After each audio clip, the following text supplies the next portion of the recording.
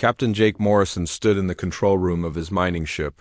The ship was called New Horizon, and it was big enough to hold 43 people. Jake had been the captain for 5 years now. He was a quiet man with gray hair and tired eyes. He had seen many things in space, but nothing had prepared him for what was coming. The New Horizon was not a fighting ship. It was built to dig rocks from space and bring them back to Earth. Most ships like this one were the same. Humans had spread across many star systems in the last 50 years, but they were peaceful people. They built farms on new planets. They dug mines in empty space. They traded with each other, but they did not fight wars. The old warships were gone now. Some were turned into museums. Others became cargo ships. Nobody thought humans would need to fight again. The galaxy seemed safe and quiet. Jake looked out the big window at the stars. They were working in the Kepler 442 system. It was far from Earth, but not too far. The asteroid belt here had good metals that Earth needed. His crew had been working here for 6 months. Every day was the same. Wake up, check the machines, dig rocks, go to sleep. Lisa Parker sat at the communications desk. She was young and smart. She had joined the crew 2 years ago. Lisa knew how to work all the radio equipment. She could talk to ships that were very far away. Today she was checking the old emergency channels like she did every morning. "Captain Morrison," Lisa called out. Her voice sounded strange. "I am getting something on the military emergency frequency." Jake turned around. The military emergency frequency had not been used in 30 years. "Are you sure it is not just noise from our machines?" "No, sir, this is a real message, and Captain, it sounds human." Jake walked over to Lisa's station. She was wearing headphones and typing on her computer. Her face was white like she had seen a ghost. "What does it say?" Jake asked. Lisa took off her headphones. "It is hard to hear. The signal is very weak. But I think someone is asking for help." She turned up the volume so everyone could hear. The message was full of static and noise, but they could make out some words. "Help us. Colony ship Aurora. Under attack. They're killing everyone. Please. Anyone. Help us." The message, repeated over and over. Each time it got a little weaker. Pete Collins looked up from his work. He was the chief engineer and knew about all the colony ships. Aurora, that ship left Earth 15 years ago. It was heading for the far edge of the galaxy. It had 15,000 people on it. Jake felt cold. If the Aurora was really under attack, it meant humans had met aliens for the first time, and those aliens were not friendly. "Lisa, can you find out where this message is coming from?" Lisa worked on her computer for several minutes. "I think I can track it. The signal is bouncing off several relay stations. Give me a few more minutes." While Lisa worked, Jake thought about what this meant. The Aurora was a colony ship. It carried families who wanted to start new lives on distant planets. Most of the people on the ship were sleeping in special beds. They would not wake up until the ship reached its destination. If someone was attacking the Aurora, those sleeping people could not defend themselves. "Captain," Lisa said, "I found it. The signal is coming from the outer rim. It is very far away, maybe 3 weeks travel time." Jake made a decision, change course. "We are going to help them." "Sir," Pete said, "we are just a mining ship. We do not have weapons. We do not have soldiers. What can we do against aliens?" Jake did not answer right away. He knew Pete was right. The New Horizon was not built for fighting. But he could not ignore people who needed help. "Maybe we can rescue some survivors," Jake said. "Maybe we can get them to safety." Lisa continued to work on the message. Slowly, more words became clear. The captain of the Aurora had managed to send more information before the attack got worse. "Captain Morrison," Lisa said, "there's something else." The Aurora's captain activated something called the Sleeping Giant Protocol before the ship was destroyed. Jake had never heard of any protocol with that name. He had served in the military for a short time before becoming a miner. He remembered that there were some secret plans that regular soldiers did not know about, but he had never heard of Sleeping Giant. "What is the Sleeping Giant Protocol?" he asked. I do not know, sir. But the Aurora's captain seemed to think it was important. He used almost all of his remaining power to send that message. Jake felt something cold in his stomach. The name Sleeping Giant sounded dangerous, like something that was supposed to stay asleep. Lisa, send a message to Earth Command. Tell them about the Aurora. Tell them about the Sleeping Giant protocol. Use the emergency codes? Yes, sir. As Lisa worked, Jake looked out at the stars again. Somewhere out there, humans were dying. Somewhere out there, an alien enemy was destroying everything they had built. And somewhere out there, something called Sleeping Giant was waking up. The new horizon turned toward the outer rim of the galaxy. Jake did not know what they would find when they got there. He did not know if they would be able to help anyone, but he knew they had to try. 3 hours later, Lisa received a message from Earth Command. It was short and strange. New horizon? This is Earth Command. Continue to Aurora's location. Monitor all frequencies. Do not engage any alien vessels. Report everything you see. Earth Command out. Jake read the message several times. It did not sound like the Earth Command he knew. Usually they would tell a mining ship to stay away from danger. This time they wanted the new horizon to go toward the danger. Captain, Pete said, something is not right about this. Why does Earth Command want us to go to a battle zone? Jake did not have an answer, but he was beginning to think that the human government knew more about space than they had told regular people. Maybe there were secrets that only a few people knew about. As the new horizon traveled toward the Aurora's last known position, Jake wondered what they would find. He wondered if the sleeping people on the colony ship were still alive. He wondered what kind of aliens would attack defenseless humans. Most of all, he wondered what the Sleeping Giant protocol really meant. And he wondered if humanity was ready for what was coming next. The stars outside looked the same as always. But Jake knew that everything was about to change forever. Director Helen Walsh sat in her office on Earth looking at her computer screen. She could not believe what she was reading. The message from the mining ship New Horizon made no sense. Someone had activated something called the Sleeping Giant protocol. Helen was in charge of all human colonies in space. She knew about every ship that left Earth. She knew about every secret project that the government was working on. But she had never heard of the Sleeping Giant protocol. Carl, she called to her assistant. Come look at this. Carl Stevens walked over to her desk. He was a young man who knew all about computer files and government records. If anyone could find information about this protocol, it would be Carl. I need you to search for anything about Sleeping Giant protocol, Helen said. Carl worked on his computer for several minutes. His face became confused and then worried. Director Walsh, I found it. But there is a problem. The file is locked with the highest security level. I cannot open it. Helen felt her heart beat faster. What security level? Executive Order 2157. The file can only be opened by the President of Earth in case of a threat to all of humanity. Helen had been working for the government for 20 years. She had seen many secret files, but she had never seen a security level this high. Executive Order 2157 was only used for the most dangerous secrets.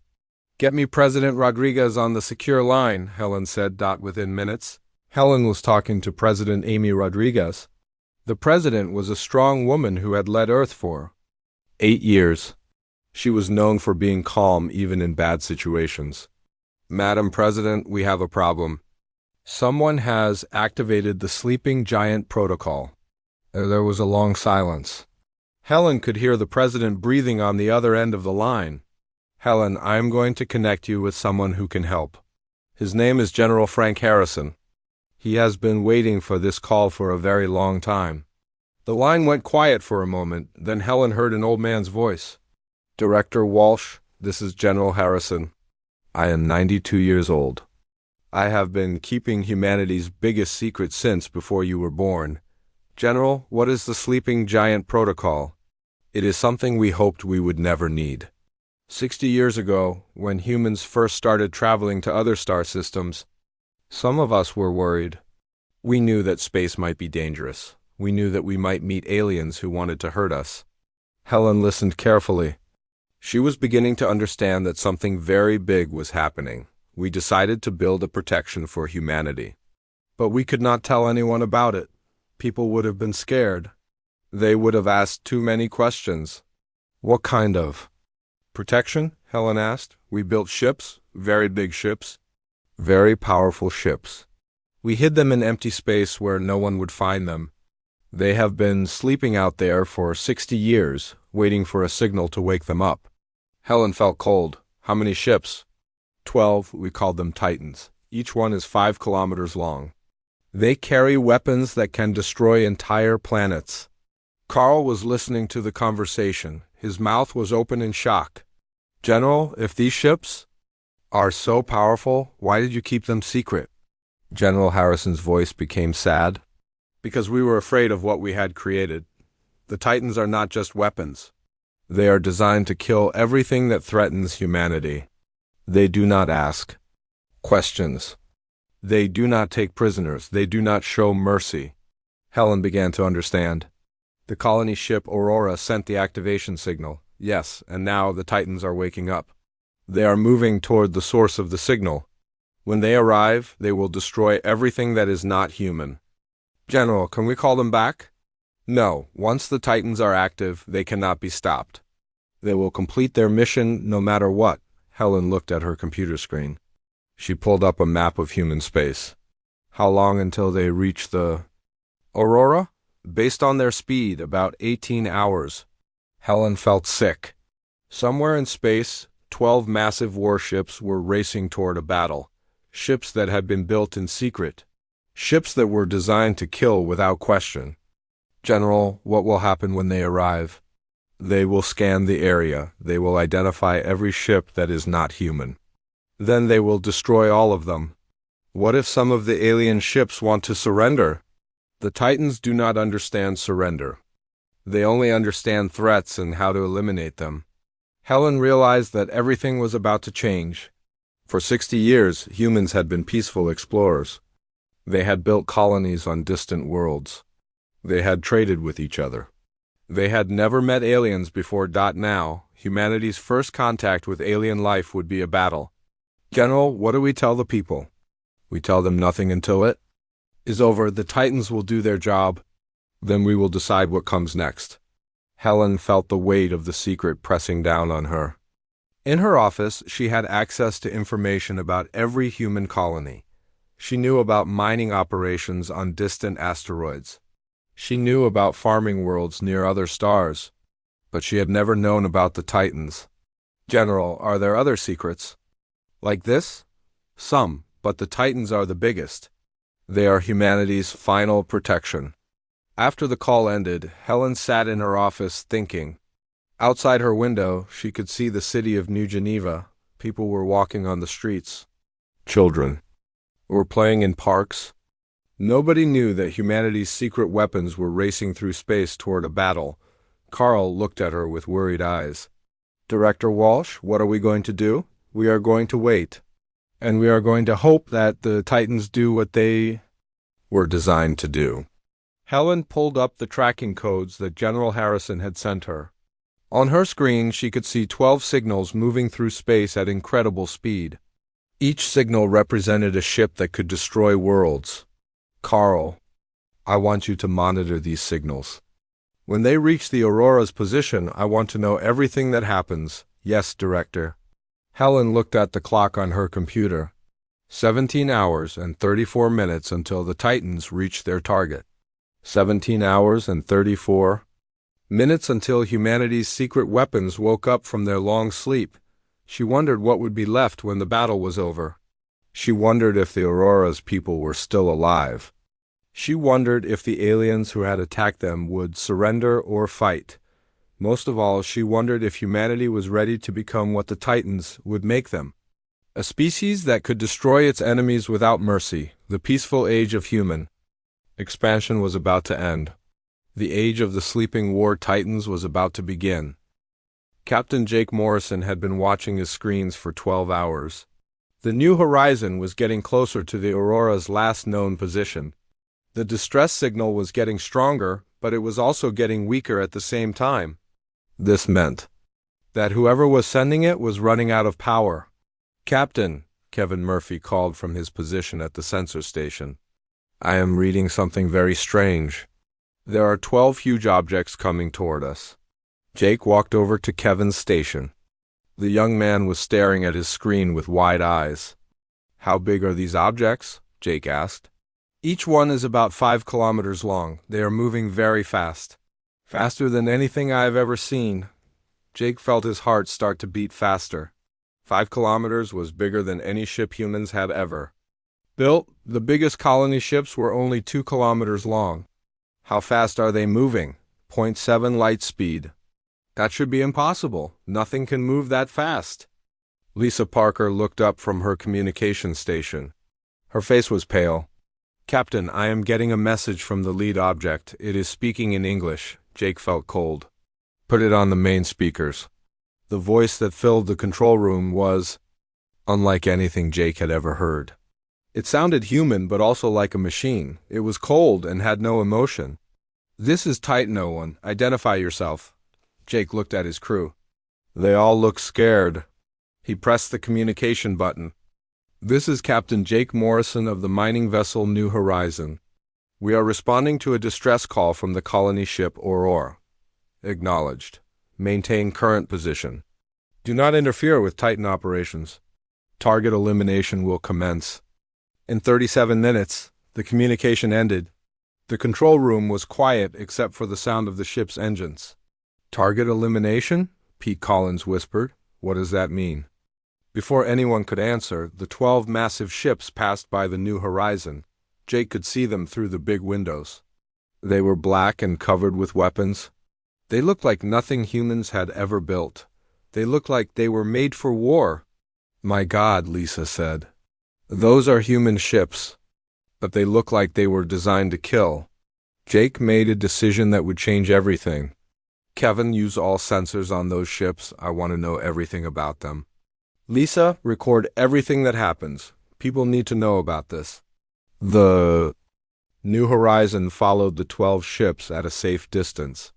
As they got closer to the Aurora's position, they began to pick up other signals. The aliens who had attacked the Aurora were still there. They were trying to take things from the destroyed colony ship. Jake counted 37 alien ships. They were big and looked dangerous, but they were nothing compared to the 12 Titans racing toward them. "Captain," Kevin said, "the alien ships have noticed the Titans. They are trying to get into battle formation." Jake watched his screens. The alien ships were moving into position to fight. They had weapons that glowed with strange energy. Their ships were dark green and covered with spikes. When the Titans got close enough, something terrible happened. The lead Titan fired its weapons without any warning. There was no demand for surrender. There was no attempt to communicate. The weapon that hit the first alien ship was like nothing Jake had ever seen. It was a beam of pure energy that seemed to tear the target apart piece by piece. The alien ship, which was almost a kilometer long, simply disappeared. In 3 seconds it was gone. "Jesus," Kevin whispered. "They are not just destroying the ships. They are making them disappear."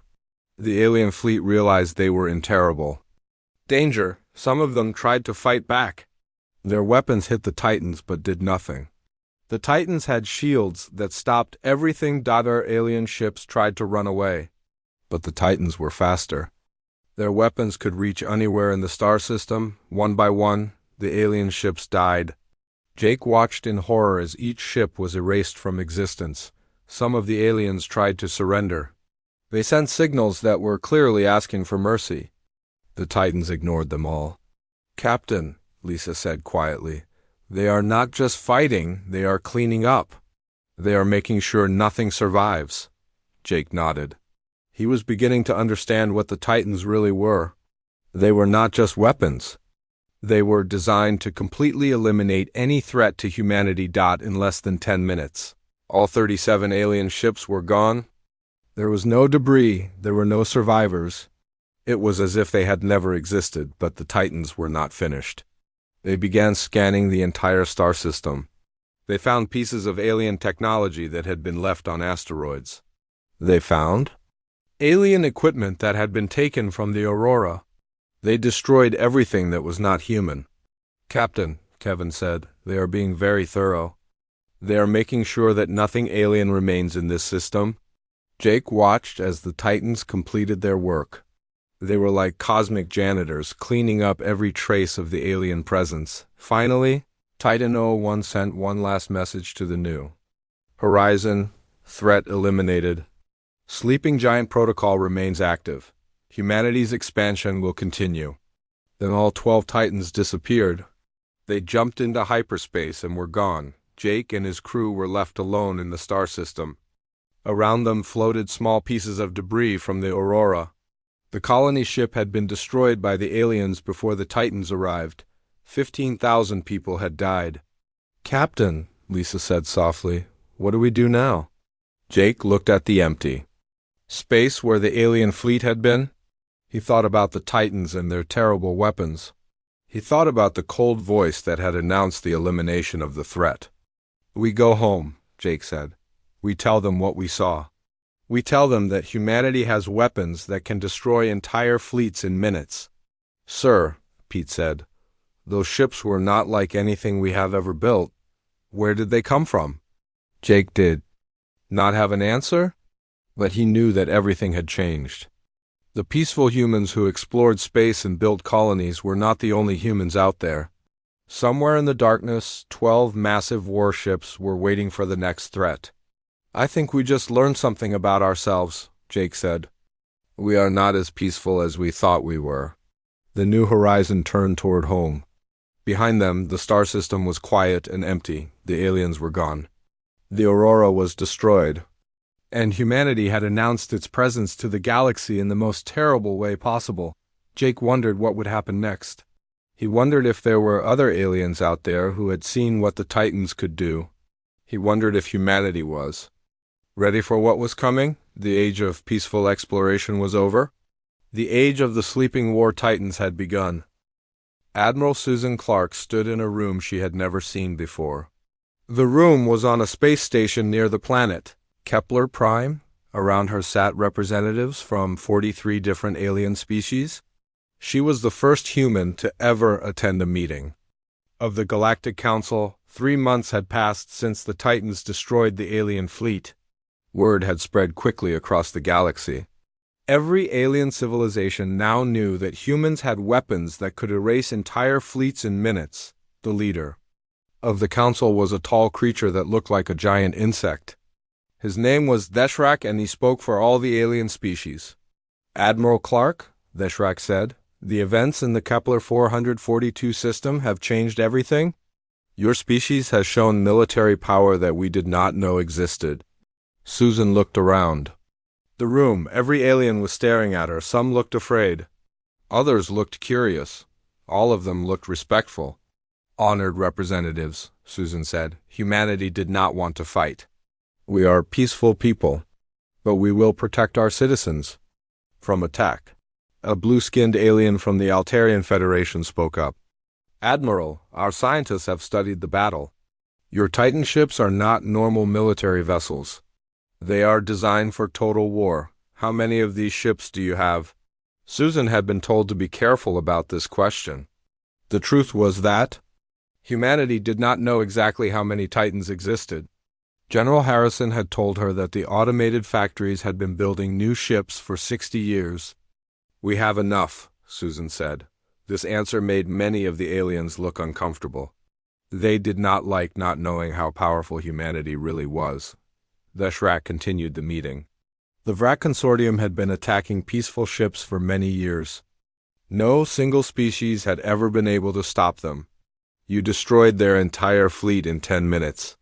"That is correct," Susan said. The room became very quiet. The Vrak Consortium had been one of the most feared groups in the galaxy. They had hundreds of ships and thousands of warriors. The fact that they were completely destroyed so quickly scared many of the aliens. A glowing energy being from the hegemony of suns spoke next. Admiral, we must ask, are you planning to use these weapons against other species? Susan shook her head. Humanity has no desire to conquer other worlds. We want to live in peace with all species. Then we have a proposal, Dishrak said. The Galactic Council offers humanity full membership. We believe it would be good for everyone if we worked together. Susan had expected this. Earth's government had told her to accept if the offer was made. Humanity accepts, Susan said. But we will participate as equals, not as rulers. After the meeting, Susan was approached by an alien she had not seen before. He had 4 arms and blue skin covered with strange patterns. His name was Veltar, and he was from the Centauri Alliance. Admiral, may I speak with you privately? Veltar asked. Of course. They walked to a quiet corner of the station. Through the windows, Susan could see the stars. Admiral, my people have been watching the galaxy for 10,000 years. We have seen many species rise and fall.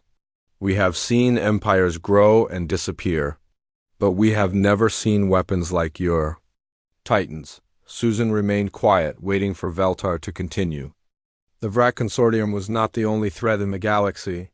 There are worse things out there, species that eat other species, machines that destroy planets for resources, things that live in the dark spaces between stars. What are you saying? Susan asked. I'm saying that the galaxy needs protection. Your Titans might be the only thing strong enough to provide that protection? Susan frowned. Humanity does not want to be the galaxy's police force. Veltar's expression became serious. Admiral, I do not think you understand. The galaxy does not need police. It needs something much stronger. It needs someone who can completely eliminate threats. You mean an executioner? Susan said. Yes, and whether you wanted it or not, that is what humanity has become. Susan left the meeting with much to think about. On the trip back to Earth, she read reports about what had happened since the Titans appeared. Pirate attacks had stopped completely. Aggressive species had become peaceful. Trade routes that had been dangerous for centuries were now safe, but she also read troubling reports. Some species were building larger military forces. Others were forming alliances against humanity. A few had stopped all contact with human colonies. When Susan arrived on Earth, she met with President Rodriguez and General Harrison. How did the meeting go? President Rodriguez asked. They are afraid of us, Susan said. They offered us membership in the Galactic Council, but it was really a way to keep us close so they can watch us. General Harrison nodded. I expected that. Fear is a powerful motivator. General, how many Titans do we really have? Harrison looked at his computer. The automated factories have been working for 60 years. Current count is 215 active vessels. More are being built every day. President Rodriguez looked shocked. 215? I thought there were only 12. There were only 12 originally. But the factories were programmed to keep building if they detected any threat to humanity. The attack on the Aurora was classified as a threat, so production has increased. Susan felt a chill. Are you saying that the Titans are building more of themselves? In a way, yes. The original programmers wanted to make sure humanity would always be protected. President Rodriguez stood up and walked to the window. What have we become? We have become what we needed to become, Harrison said. The galaxy is a dangerous place. The Titans ensure that humanity survives. Susan thought about her conversation with Veltar. The other species are right to be afraid. We are not the same humanity that left Earth 60 years ago. No, Harrison agreed. We are something new. Something that can protect itself. Over the following weeks, reports came in from across human space. Colony ships were arriving at their destinations safely. Mining operations were working without fear of attack. Human merchants were traveling to star systems that had been too dangerous before, but Susan knew that this peace came at a cost. Humanity was now feared throughout the galaxy. Other species whispered about the Titans and their terrible power. Children on alien worlds had nightmares about the ships that could make entire fleets disappear. Susan realized that humanity had gained safety but lost something else. They had lost their innocence. They had become the most powerful species in the galaxy, but they had also become the most feared. She wondered if this was what the original designers of the Titans had intended. Had they known that creating such weapons would change humanity forever? Looking at the stars from her office window, Susan knew that there was no going back. The Titans were awake and they would stay awake. Humanity had become the galaxy's guardian. Whether they wanted to or not, the question now was whether they could handle that responsibility without losing their humanity in the process. Captain Jake Morrison now commanded a different ship. The Defiant was bigger than his old mining vessel and had weapons that could fight pirates. His crew was also different. He now worked with aliens from 6 different species. They all wore the same uniform and worked together to keep peace in the outer regions of the Galaxy. 6 months had passed since the Titans destroyed the alien fleet.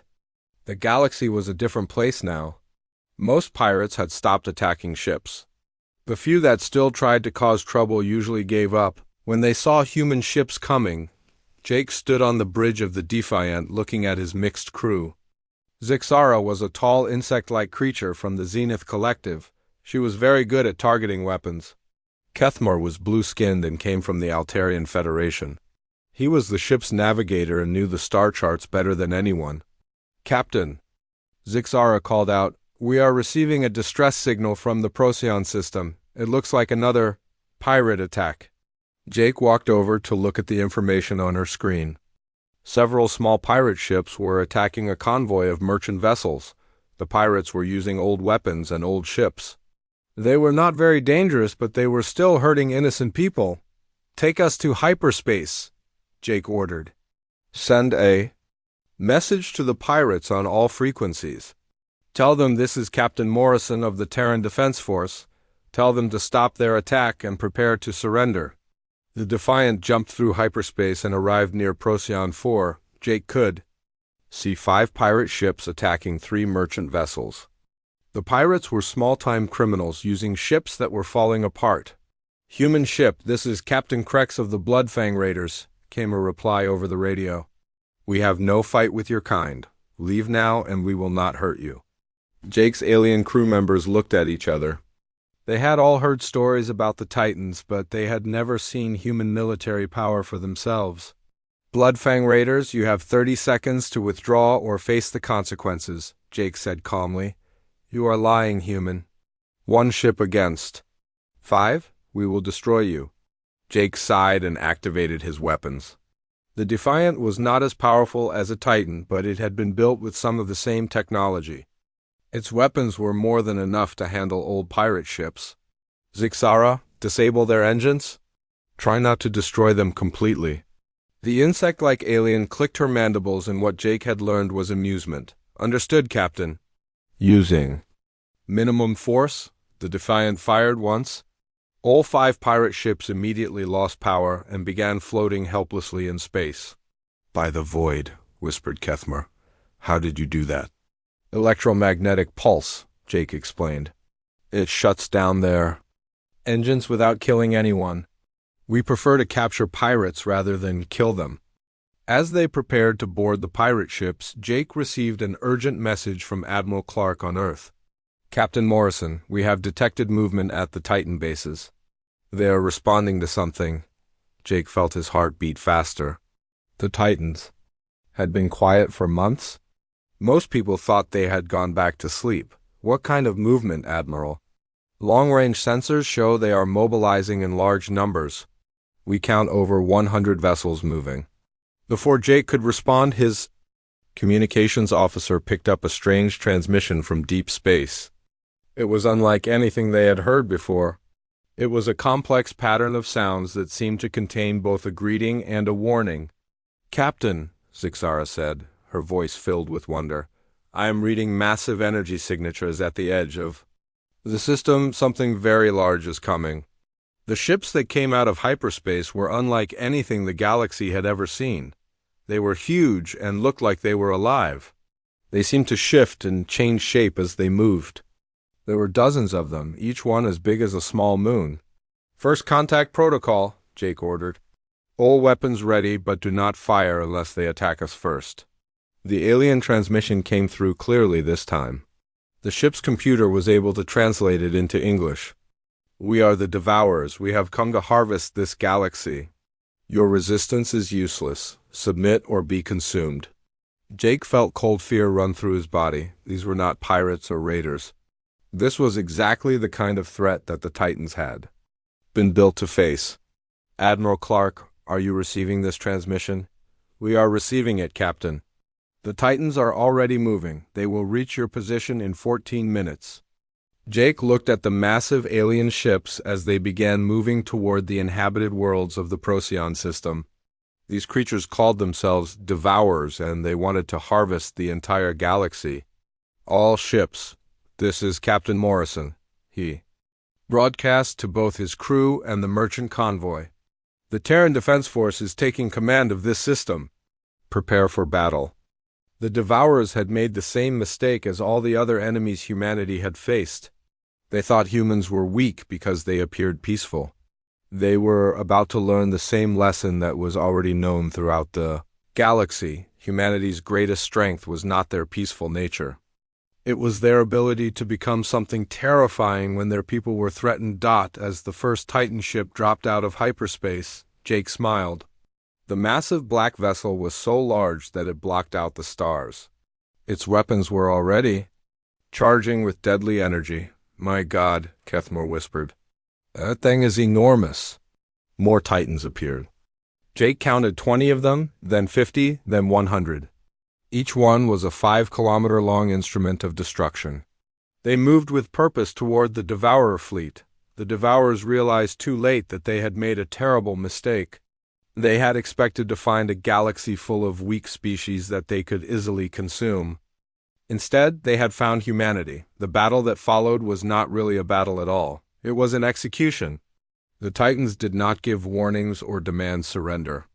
They simply began erasing the Devourer ships from existence. Jake watched in awe as the massive alien vessels were reduced to nothing. The Devourers tried to fight back, but their weapons could not even scratch the Titans' shields. They tried to run, but the Titans were faster. In less than an hour, the entire Devourer fleet was gone. The threat that could have consumed the galaxy had been eliminated before it could even begin. Captain, Zixara said quietly, your species is not what we expected. Jake nodded. We are not what we expected either. As the Titans disappeared back into hyperspace, Jake realized that humanity had passed another test. They had proven that they could protect not just their own people, but the entire galaxy. The sleeping war Titans were awake, and they would stay awake. Humanity had become the galaxy's guardian, and they were ready for whatever came next. The age of peaceful exploration was truly over. The age of humanity's guardian fleet had begun.